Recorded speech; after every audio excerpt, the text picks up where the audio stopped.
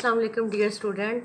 Last lecture में हमने 1.4 exercise का क्वेश्चन नंबर 1 किया था लेफ्ट हैंड लिमिट और राइट हैंड लिमिट के लिए। ठीक है, तो इसमें ये देखें कि आपकी लेफ्ट हैंड लिमिट भी मैंने करवा दी थी, राइट हैंड लिमिट भी, लेकिन इसके 3 आंसर पीछे दिए हैं। तो उसके बाद आपने सिर्फ 1 को उसने कहा था ना कि पहले लेफ्ट हैंड लिमिट निकालनी है, राइट हैंड लिमिट निकालनी है, फिर find the limit of the function at x is equal to c. तब आपने इसके हर पार्ट में सिर्फ यहाँ पर डायरेक्ट लिमिट पुट करके इसको सॉल्व कर लेना है। जैसे ये लास्ट पार्ट ये भी मैंने किया है, तो इसी पे मैं आपको बता देती हूँ कि यहाँ पे आपने limit x tends to 5 f of x is equal to, यानी कि जो गिवन फंक्शन है वो आपके पास क्या था, x माइनस 5 मोड। इसी में आपने ये लिमिट पुट कर देनी है x टेंड्स टू 5। जब आप ये पुट करेंगे 5 माइनस 5 तो ये किसके इक्वल आ जाएगा, 0 के।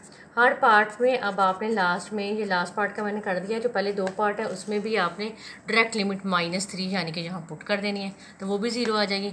यहाँ पे आपने 1 पुट कर देना, वो 0 हो जाएगा। अब उसके बाद हमारा नेक्स्ट टॉपिक आ रहा है कंटिन्यूटी। इसकी डेफिनेशन आज देख लें। Continuity of a function at a number, continuous function, a function, ये मोस्ट इंपॉर्टेंट डेफिनेशन है। Continuous function is set to be continuous at a number c if and only if following 3 conditions are satisfied। First condition क्या है, f of c is defined। अब c point क्या होता है, जिसपे हम limit को डिफाइन करते हैं।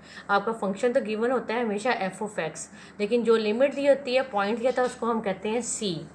तो उस पर सबसे पहले हमने इसको डिफाइन करना है। उसके बाद सेकंड पे क्या है, limit x tends to c f of x exist.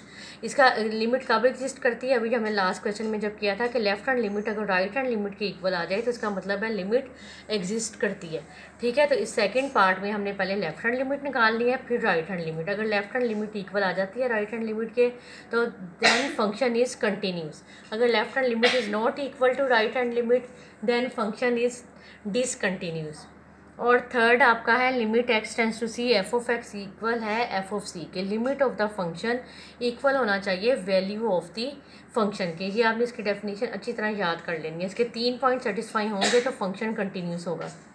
Discontinuous function देखें, if one or more of these 3 conditions fail to hold at c then the function is set to be discontinuous. कि अगर आपका ये left hand limit not equal right hand limit आ जाती है तब भी फंक्शन डिसकंटिन्यूस हो जाएगा। अगर सपोज करें कि यहाँ पे left hand limit right hand limit की इक्वल आ जाती है but limit of the function is not equal to value of the function आता है, तो तब हमारा ये जो है फंक्शन डिसकंटिन्यूस हो जाएगा। यानी कि कोई एक प्रॉपर्टी भी सेटिस्फाई ना हो तो वो डिसकंटिन्यूस हो जाता है। आपने अब इसकी डेफिनेशन अच्छी तरह कर लेनी है।